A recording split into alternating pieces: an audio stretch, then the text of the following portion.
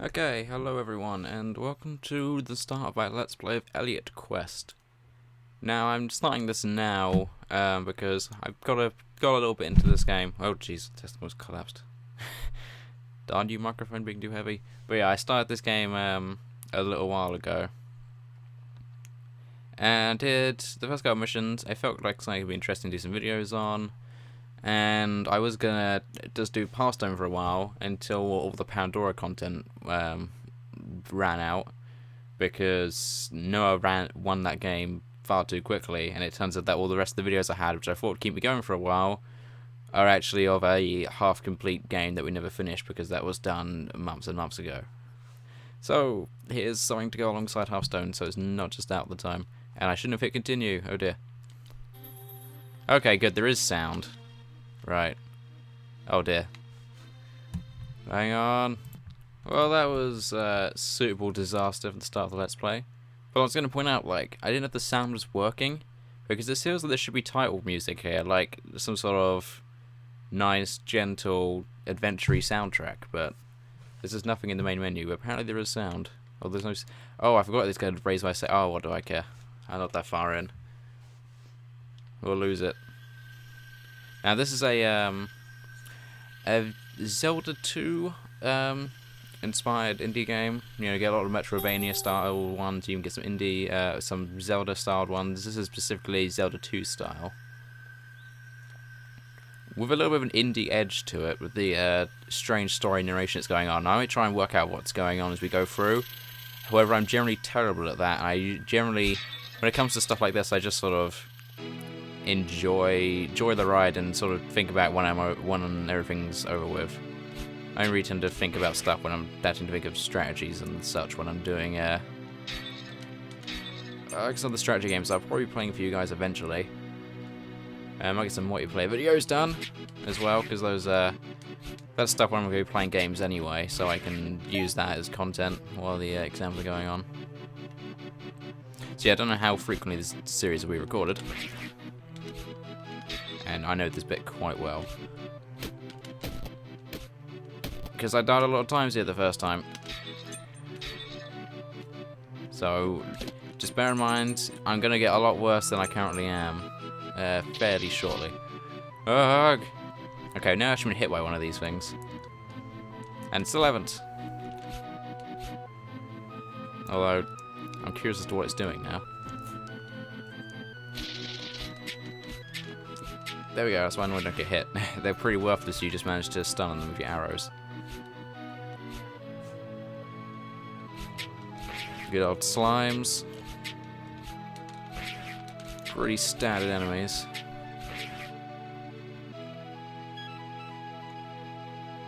I'm not going to read out the narration captions. They're on the screen plenty long for you to read them. I think they're usually on the screen for a bit too long, perhaps.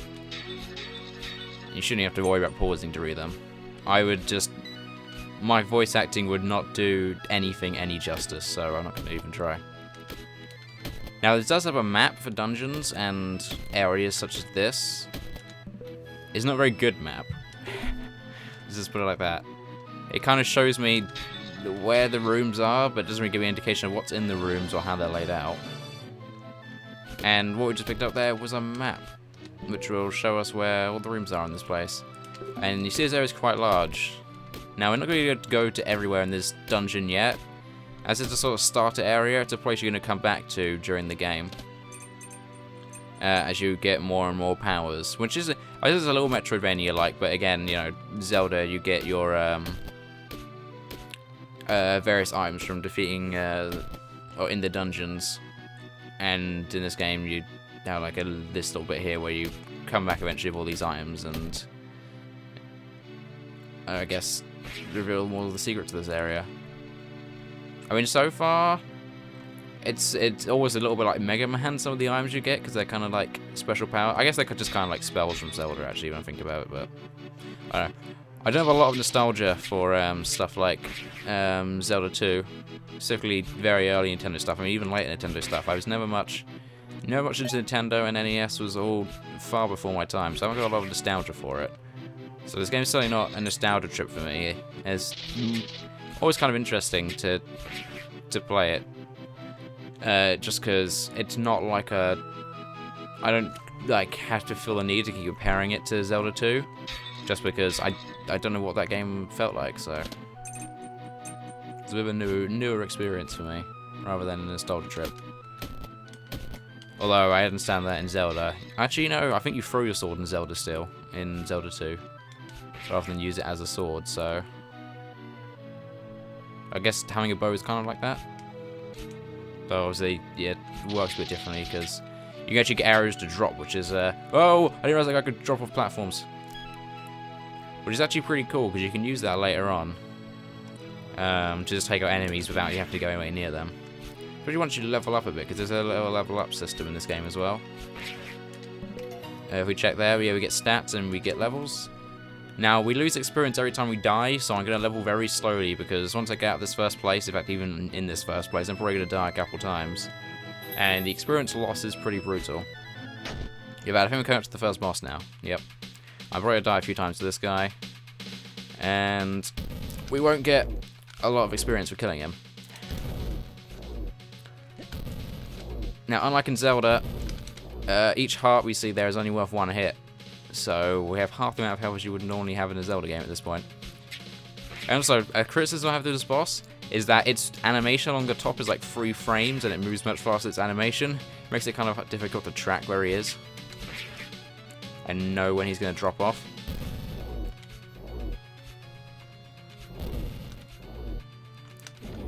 There we go, I did it. Is that worth a level up? Probably not. And you see, yeah, the experience you get from killing bosses is not impressive. And now we get the bit of the indie edge jazz going on.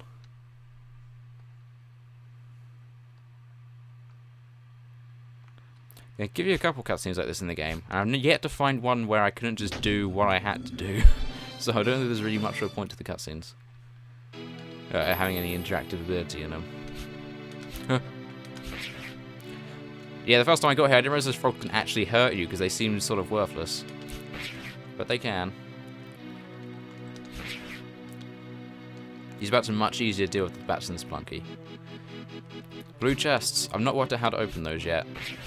And you can see there's rocks there. You're probably thinking, oh, exactly what everyone's going to be thinking. Yeah, bombs. It's a Zelda game. We need bombs to blow up the fragile-looking rock. I keep forgetting there's a gap there. Right. There we go, I did that a lot last time I was on this level. Seems like the trick still gets me. You're very limited in how high and far you can jump, so you have to use terrain to your benefit. Like if I would have shot down this crate here, it would have been impossible for me to get up there, and I would have had to have reloaded the room. And there is a point to coins eventually, you'll find. In fact, they come in pretty handy. Ugh. I don't think there's a cap on them. I've never reached it if there is.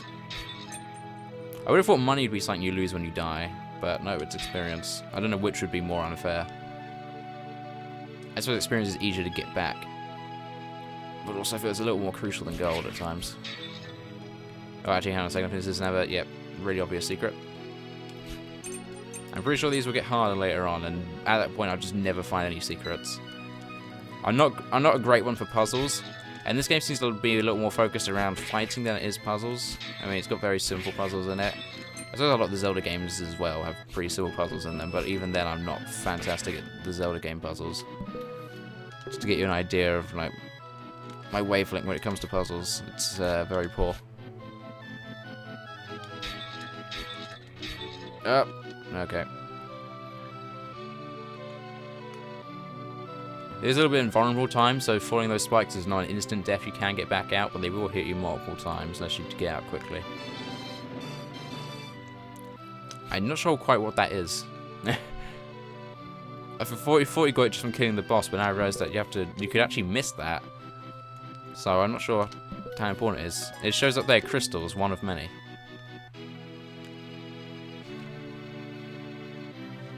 This game doesn't like to explain everything for you. Come on.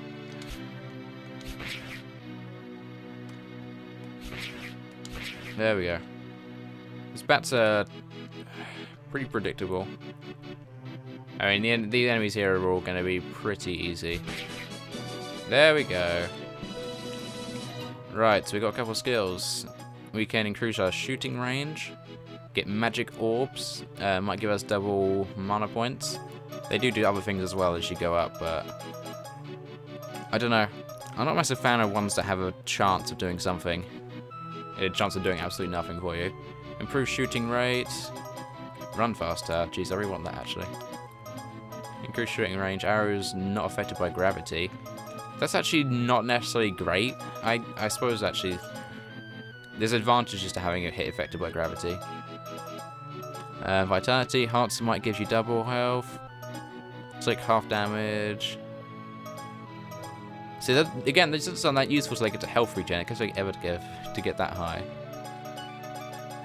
Increasing criticals is actually quite nice because I really like the criticals and stun shot. You know what, I'm gonna go this way. I didn't bother with this on my last character. Although I didn't get very far level-wise, even after I went through quite a few missions because I died so frequently. I got to like level 4 of my character, and I'd done like 3 and a bit dungeons. I'm not sure how many dungeons there are. I'm not sure how long this game is. I imagine it's not going to be like uber long, which is why I thought it'd be something interesting to do at the moment. I also got in mind to do Dungeon Keeper after it was recommended to me to do as a Let's Play. I do adore that game, and again, I always kind of wanted to Let's Play it. It's been a bit finicky to record, but I can probably get a way of working around it. And that is a health potion. Really useful to have those, if you remember you have them, which I have been known to forget. Oh dear. The controls are not 100% perfect, and I'm using a gamepad for this because they were pretty terrible using a keyboard. I couldn't even work out how to do half the things because the buttons were a bit random all over the place, and there's no way to change key bindings. I mean, this is the options menu. Speaking of which, actually, I want to lower the music down just a bit. I mean, I'll lower it down post anyway, but you might be deafening out some of the sound effects a bit. Oh god, I hate these things now. Those things, I've never ever had any trouble with any of those, but now they're actually doing things. What the hell?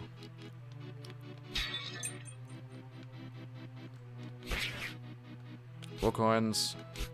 I had so many coins by the time I got to the first merchant last time I played, because I went through this area several times just from getting killed over and over again. You don't lose coins and they keep respawning, so it's easy to grind out coins, not so much to grind out levels. Although I suppose you could technically just like keep walking back and forth and respawning the room if you really had a lot of time to spare.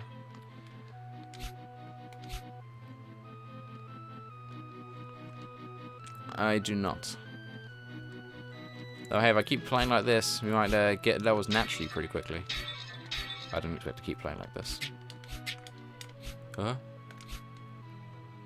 Come at me, slime. Even your babies are no threat to me. Asking the coins. You do fall quite slow and elegantly. It's easy to steer yourself when you're falling.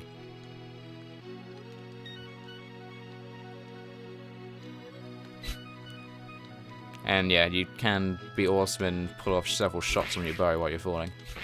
Great, I got a critical hit on something I normally kill in one hit. Is that the first time I've got a critical as well? Come on, I should be critting like 1 out of 2 shots with this upgraded skill, right? That's how it works. I'm not quite sure exactly how much damage critical does, 'cause I'm not quite sure what the enemy's damage is measured in. I imagine it goes by hearts, and just a normal arrow is 1 heart. And if that's the case, then I think critical is just 2 hearts is all it does. Because I critical things that I know normally take 5 shots and reduced it down to 4.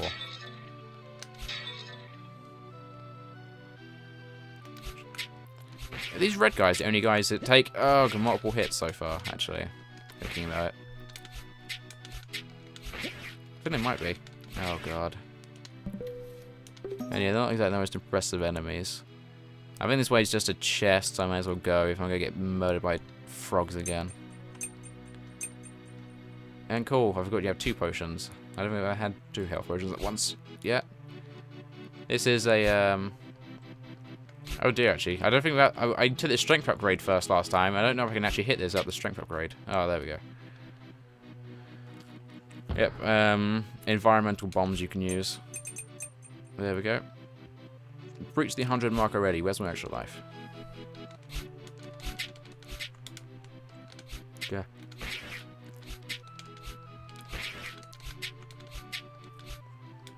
Ever since I've worked out these frogs can actually do damage to you, I really hate them. I'm just really bad at predicting enemy patterns. That's why I'm really terrible at Dark Souls. Which is a game I will not be showing you guys. Oh, these are the guys that normally take 5 hits, I think. Come on, crit. Damn it. Yeah, we're gonna stop finding things that take 1 hit to kill eventually. About pretty shortly. We're gonna be mostly overwhelmed by enemies that are gonna take us multiple shots to take out. I don't think there's any like flat damage upgrades to your bow, from what I can tell. So I guess you can do a charge shot or something with the strength tree, which sounds interesting. But other than that, there's no way to just sort of directly upgrade the damage of it. And I cannot jump far enough to get up there. So again, that's another one of these avenues you have to come back to later when you've got a larger skill set. Like after doing the first dungeon, you can come back here and get access to a few new things. I don't know how worth it is doing though, because I don't remember if I really got anything from doing that. So I might sort of check when I get the powers. Just the problem is that you have to go for the entire dungeon all the time, and everything always respawns, so it's still always a hassle. Okay. Come on, it's like the last room of the bloody forest. I can't die now. Done so well. Oh god damn it. I think that's the last enemy, so I just have to make sure I don't mess up my jumping. So I'm going to take this slow and cautiously. Even maybe there's a slightly more boring option. Yeah, here we go. We're out the other side. And back into Erie Land.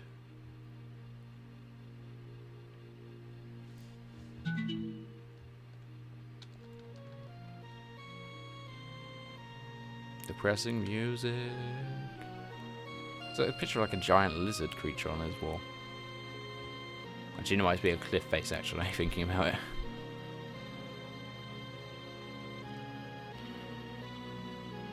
He's pretending to be a cat. Or a bush. Very good at camouflage. Oh, creepy old man. I didn't spot that last time. But he has some significance.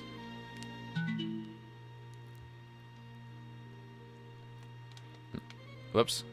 Yeah. I don't think there's any way to actually fast forward through the dialogue, so you can see what I mean about it staying on screen for too long.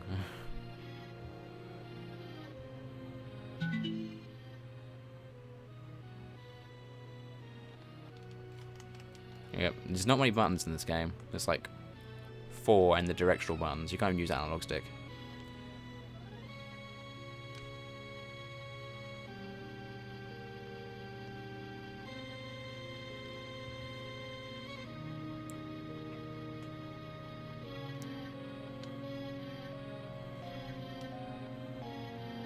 But I can't jump.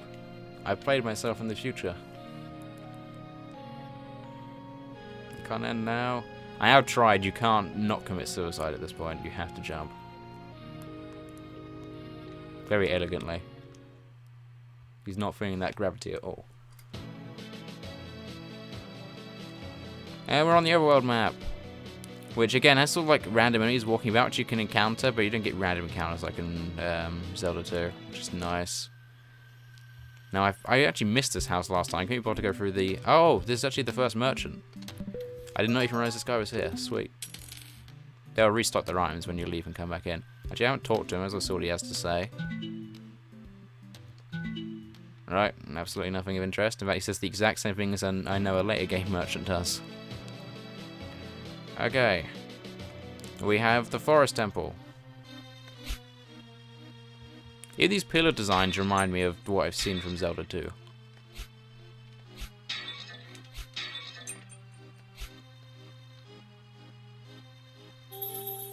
I know, it's the thing everyone takes away from their experience of playing Zelda 2, the design of the pillars.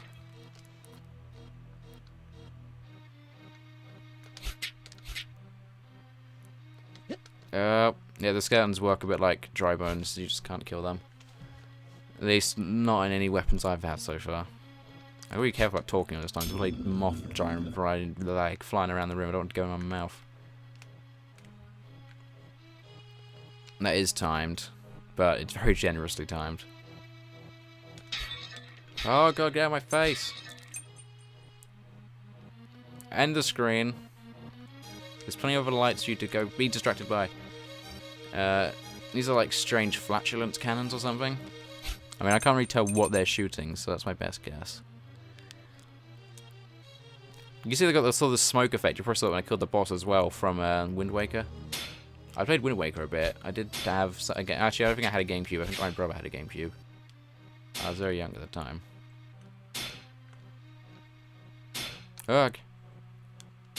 My sister had one as well, but I don't think I ever used it.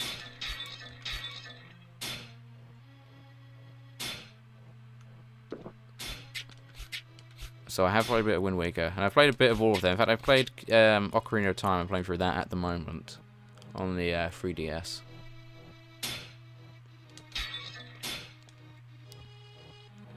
I'm enjoying it. It's just it's difficult to find time to play on 3DS when most of the time I've got access to the laptop and a million other things to play.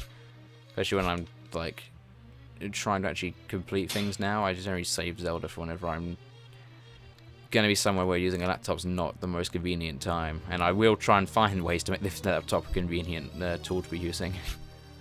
So that's not that often.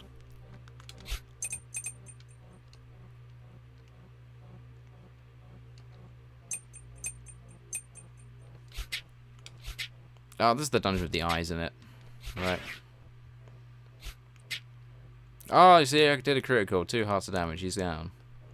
Okay, now the first philosopher heads will actually start shooting at me.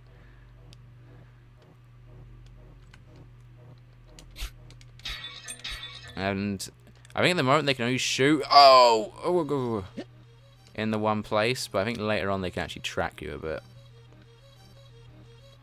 I know later on they can, I just think at the moment they can't. Oh no, they can. They're not very good at it. Although unfortunately, because their shots go through all the walls and stuff, they can catch you kind of unawares at times. Okay, I'm going to drop down. Please say, yeah, no spikes. And no moving spikes either. It would have been a real dick move if on top of that. Right, I can already feel myself kind of coming close to death at this point. But I'm pretty sure this is the way I have to go first. Because I happened to pick it by chance last time I was on this map. Oh, you don't move with the platform. Something important to bear in mind. Yeah, those spike things are invincible, which is why I haven't tried to actually attack them yet.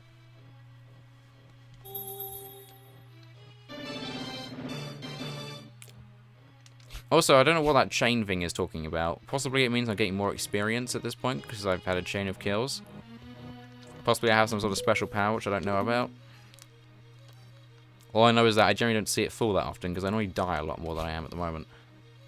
For once, actually being on camera has improved my gameplay. Oh, Jesus Christ, I've just realised something. Okay. Let's end off the... actually, this has been a pretty decent length. Yeah, let's end off the first video here. Because I realised I haven't actually got an auto cut-off point. And I'll catch you guys in the next part.